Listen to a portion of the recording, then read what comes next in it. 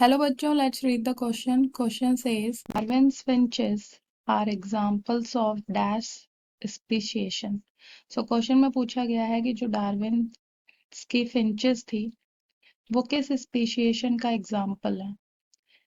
की concept speciation. सो speciation होता है कि कैसे एक न्यू काइंड ऑफ प्लांट या एनिमल स्पीशीज जो है वो क्रिएट होती है। सो speciation is a formation of a new kind of species। And जो स्पीशिएशन होता है ये अकर होता है when a group with in a species जो सेपरेट हो जाती है from other members of its species and उसके अंदर डेवलप हो जाते हैं its own unique characteristics. And जो स्पीशिएशन का एग्जाम्पल है वो है गैलापागोस फिंच। सो जो गैलापागोस फिंच थी ये डिफरेंट स्पीशीज जो थी इन बर्ड्स की ये डिफरेंट आइलैंड्स में रहती थी इन द गैलापागोस एंड ये लोकेटेड था in the Pacific Ocean of South America. So जो फिंचेस थी जिन्हें डार्विन्स फिंचेस भी कहते हैं, सो द फिंचेस जो थी वो आइसोलेट हो गई थी एक दूसरे से by the ocean and over millions of years जो हर एक स्पीशीज थी फिंच की उन्होंने डेवलप कर लिए थे यूनिक बीक एंड ये यूनिक बीक जो डेवलप हो गए थे वो ये जो थे that is specially adapted to the kind of food it Yeats.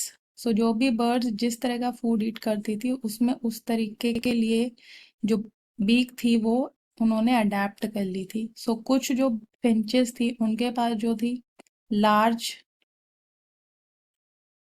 Blunt beaks थी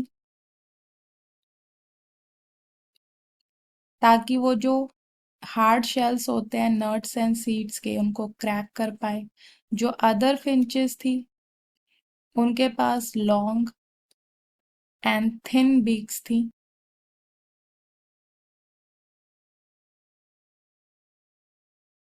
सो लॉन्ग और थिन बीक्स जिनके पास थी वो जो कैक्टस फ्लावर्स थे वो उनको ईट कर पाते थे without the bird being poked by the cactus spines ताकि जो कैक्टस के जो कांटे होते हैं वो उनको ना लगे। इस वजह से वो उनकी बीक्स जो थी वो काफी लॉन्ग थी एंड जो अदर फिंचेस थी उनकी मीडियम साइज की बीक्स थी and that can catch and grasp insects. So ये इंसेक्ट्स के लिए अडेप्ट हुई थी ऐसी बीक्स इनके अंदर बिकॉज दे आर आइसोलेटेड और ये जो बर्ड्स थी एक दूसरे से आइसोलेटेड थी तो they do not breed with one another and इसलिए ये डेवलप हो गई into unique species with unique characteristics and this type of speciation is called allopatric। so allopatric speciation जो है वो डार्विन्स फिंचेस जो है ये एग्जाम्पल है एलोपैट्रिक स्पेशिएशन का क्योंकि एलोपैट्रिक स्पेशिएशन में मेनली ज्योग्राफिकल आइसोलेशन होता है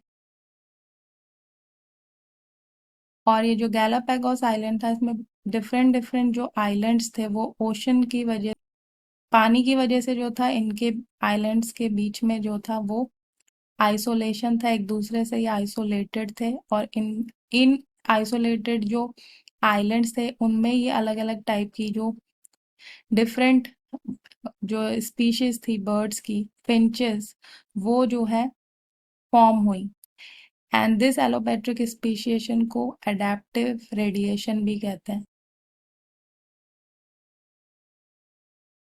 सो एडेप्टिव रेडिएशन में एक कॉमन एंसेस्टर होता है और वही उसी से ही ये डिफरेंट टाइप्स ऑफ स्पीशीज जो हैं वो डाइवर्ज करती हैं क्योंकि जो कॉमन एंसेस्टर था वो एक सेम आइलैंड पे था और फिर वही आइलैंड जो है वो डिफरेंट आइलैंड्स में जब चेंज हो जाता है आइसोलेट हो जाते हैं जब ये आइलैंड्स तो ये डिफरेंट टाइप ऑफ स्पीशीज वहाँ पे बनती हैं।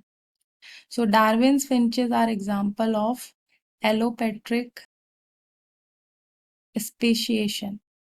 So hope you understood it well. Good luck.